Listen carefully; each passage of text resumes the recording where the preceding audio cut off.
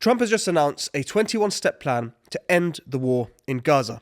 Not only that, he's given Hamas 72 hours to release all remaining Israeli captives. Some have welcomed this step as a necessary step to end the genocide, while others have called this not a deal for peace, but rather a deal for surrender. Today, I'm joined by Palestinian academic Dr Azzam Tamimi to discuss the details. Dr Azzam, thank you for joining us. You're welcome. So firstly, can you give us maybe the cliff notes of the plan itself? Well, I could really tell immediately what the plan was aiming to achieve when I saw the smile on Netanyahu's face. Immediately, you get the sense that this was a plot. This was a mutual conspiracy between Trump and Netanyahu to get Netanyahu off the hook, this war criminal, indicted war criminal, and at the same time offer Hamas something that would justify the continuation of the war. Because I think it's highly unlikely that Hamas would accept such a plan. This is a plan indeed for capitulation, for a very humiliating surrender.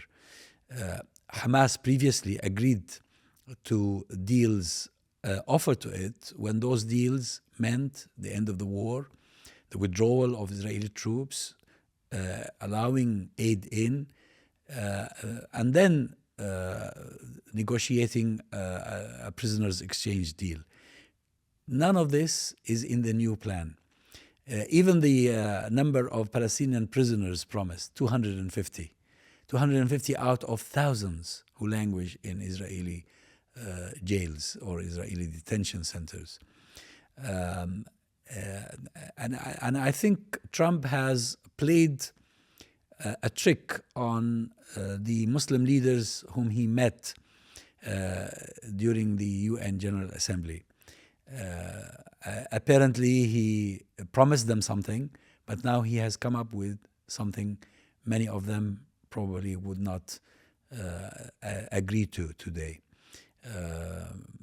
They simply want for Netanyahu to achieve through this deal what he has been unable to achieve through war.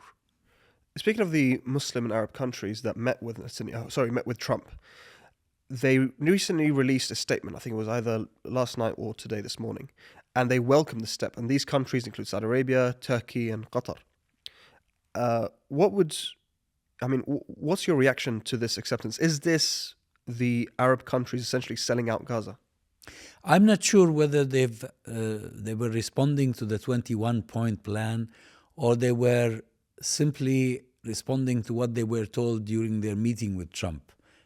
This is yet to be really clarified, because I heard different conflicting analysis about this. But whoever among the Muslim leaders endorses Trump's 21-point plan is an accomplice. I cannot find any other word to describe them.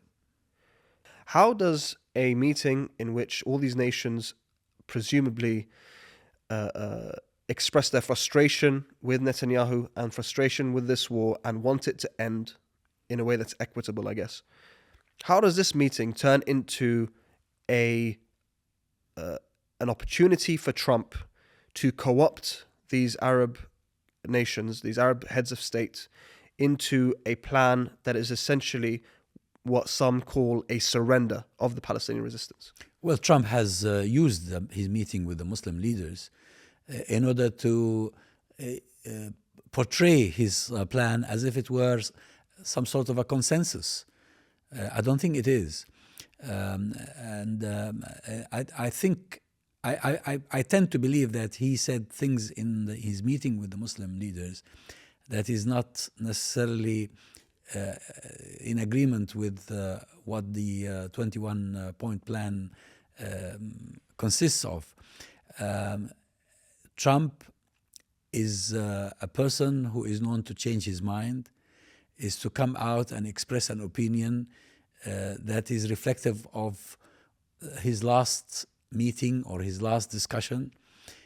He keeps changing his mind. Even yesterday, in response to the media coverage here in Britain of the 21-point plan, actually focused on this point, that we don't know whether tomorrow Trump will keep his word or will change it.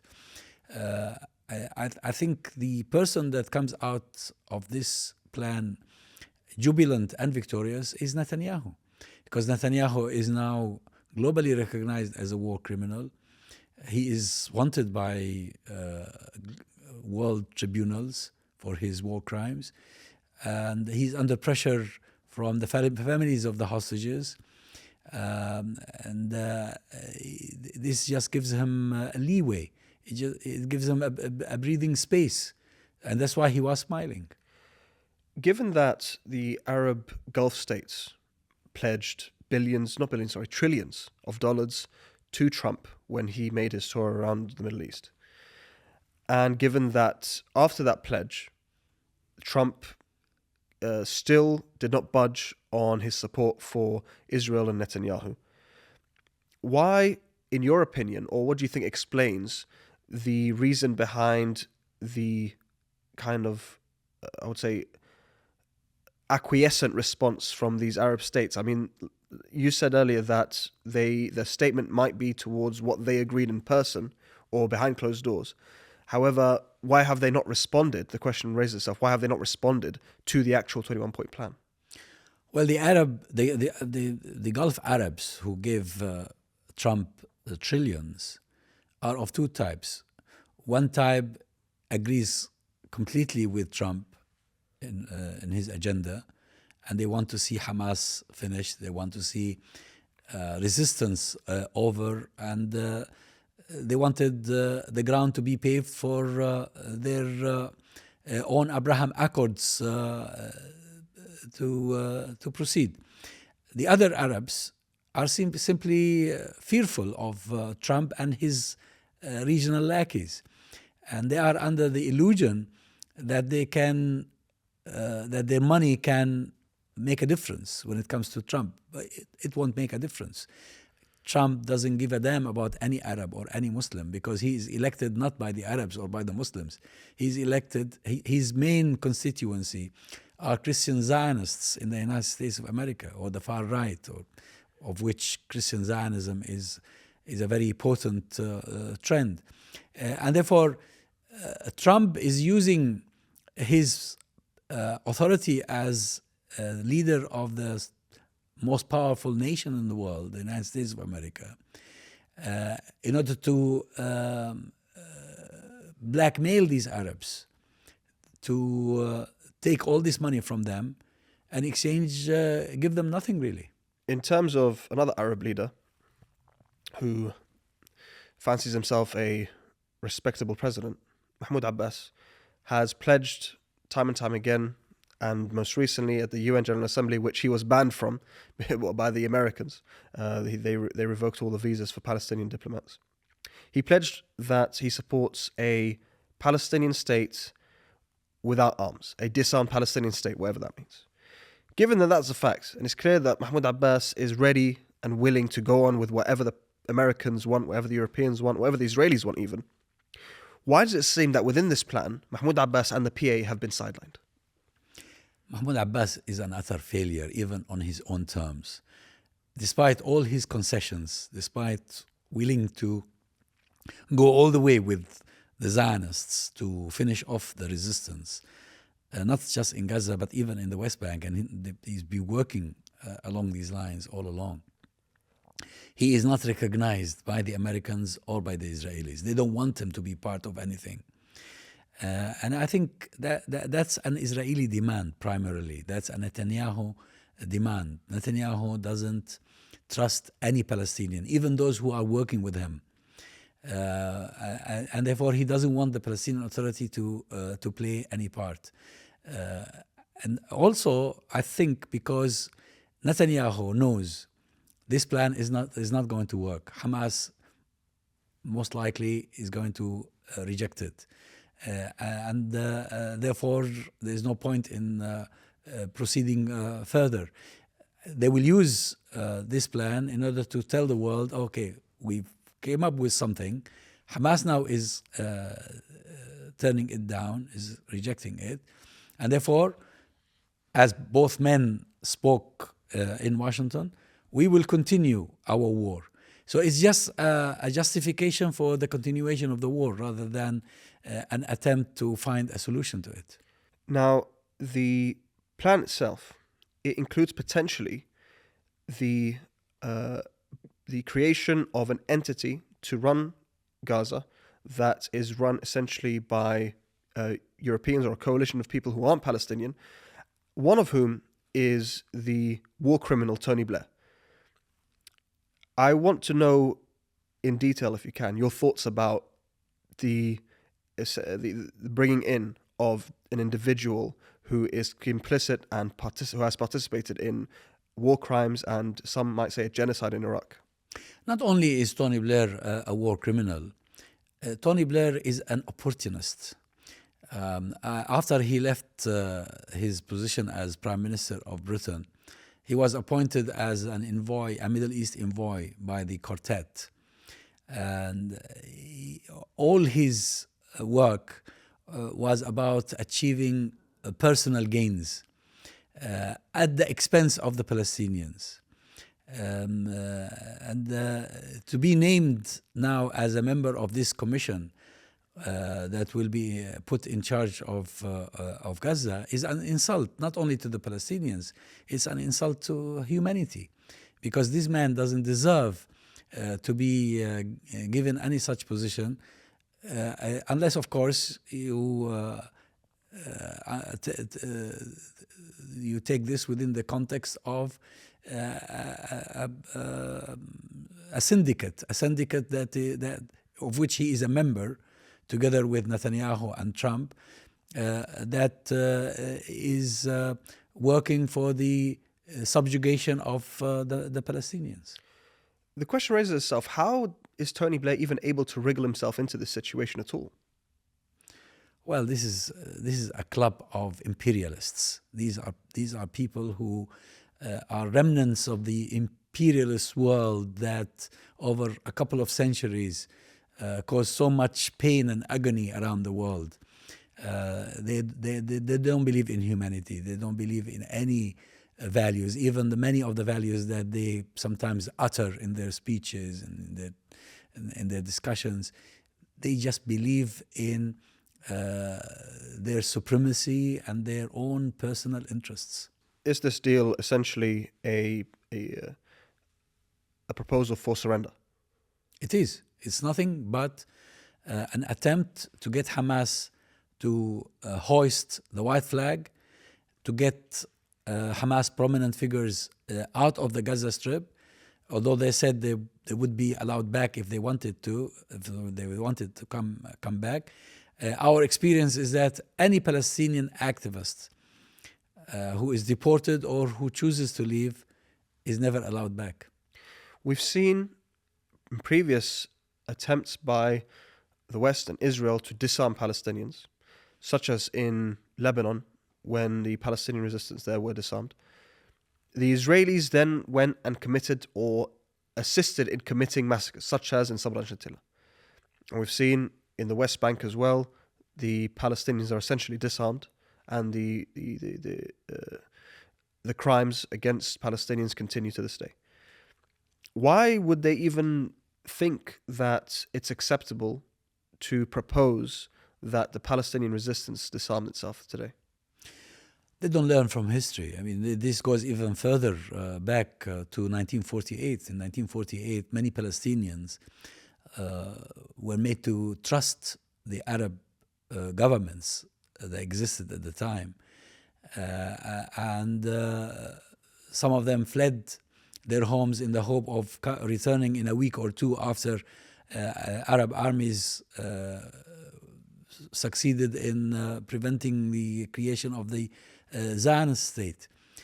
They did not realize that this was a conspiracy hatched against them by the existing Arab regimes of the time and the Western powers. The same thing keeps being repeated. And even this time, even if they manage to disarm the Palestinians, to smash or end all forms of resistance, there will be another generation that will revive the cause, that will resume the struggle until Palestine is free. We've been through this for more than 100 years now, and these Western leaders who are so arrogant in their dealing with the others, and these Zionists who today believe wrongly that they can do whatever they want without being stopped or questioned, they simply don't learn from history. If they looked at the experience not just of the Palestinians over the past 100 years, but over the experience of humanity generally, a people oppressed, so long as they are able to raise new generations, they will be able to revive the resistance. Is there an off-ramp that the Israelis can take, that is in line with humanity, in line with human nature, in line with history? Some step they can take which, they might agree to and might potentially lead to peace in the future? I think the current Israeli mindset is one that is driving the world toward Armageddon. That's becoming inevitable. I think we are heading toward a major conflict, much bigger than anything we have seen so far, that will result in the end of this Zionist colonial settler project. I don't see anything else, because the current leadership in Israel, this trend of religious Zionism, is unwilling to coexist with anyone else, not just the Palestinians. They don't want to exist with anyone else in the region. They're talking about the greater Israel. They're even threatening the Turks. They're threatening the Iranians. They're threatening every entity in the region. What is this likely to lead to? It's going to lead to a major bloody conflict. The Israelis right now, they are on a war path. And it's clear that this deal is not a good faith deal. And it's clear to you, and I'm guessing it's also clear to the negotiators in Hamas. Will the rest of the world see it this way as well, or will they fall for the trick that the Israelis are trying to pull? Well, from what I heard of analysis so far, at least from some of the people who spoke in the British media, including some commentators at the Labour Party conference in Liverpool, the commentators I heard, including this morning as well, don't take this seriously. They also believe that this is a plan designed to be rejected by Hamas, because it's impossible for Hamas to accept something like this. But what exactly can they achieve through proposing a plan like this? Trump said you have 72 hours to release the hostages. What can the Americans and the Israelis do to Gaza that has not already been done? Yeah, but this is not the first time Trump threatens Hamas. He has threatened Hamas so many times over the past year. So what? What else can they do? They've been fighting for 2 years. They've been committing genocide for 2 years, almost 2 full years. And they haven't achieved their objectives. The resistance is still there. The hostages haven't been released. Yes, the Palestinians are in pain and agony, and they are being starved to death, some of them, and they are denied medicines, they are denied food, etc. But I don't think the flame of resistance has disappeared. In addition to the genocide, Israel has also assassinated leaders abroad. They assassinated Haniyeh in 2024. And they recently attacked Hamas negotiators and failed to assassinate them in Qatar. Is that an indicator that Israel and the US's strategic calculations have shifted? I think they're acting out of desperation. Assassinations and the attacks on Doha are all acts out of desperation. Because until when is Netanyahu and his ruling coalition able to continue being in a state of war? Until when? Until when can the United States government, whether under Trump or under anybody else, can sustain this situation when public opinion is turning against Israel and is turning against them? It is for them difficult. It's not as painful as it is for the Palestinians, but it is no less difficult. If Israel is on a war path that could lead to an Armageddon-style war, as you mentioned earlier, what can they hope to achieve if they're fighting on multiple fronts with much larger adversaries, such as Iran, such as Turkey, potentially some of the Gulf states, etc., and maybe even Egypt? How can they expect or even dream to come out of this victorious? Those who are drunk with power approach insanity. They don't think rationally. They miscalculate. And that's what causes their doom. I think eventually Zionism is going to be destroyed by its own adherents, because they think they are so powerful, they're so mighty, they can do to the others whatever they want, but actually what they're doing is self-destructing. On a final note, the Palestinians in Gaza have suffered so immensely, and also in the West Bank to a lesser extent, that many people are asking the question today, does Hamas even have a choice to disregard this particular proposal? I don't know what is going through the minds of Hamas leaders, whether in Gaza or abroad. But this is not about Hamas. This is about Palestine and the Palestinians. This is about justice. This is about humanity. And no matter what happens on the short term, in the medium and long term, resistance will be revived, and we will have another round, and eventually Zionism will be defeated. Dr. Azzam, insightful as always. Thank you so much for joining us.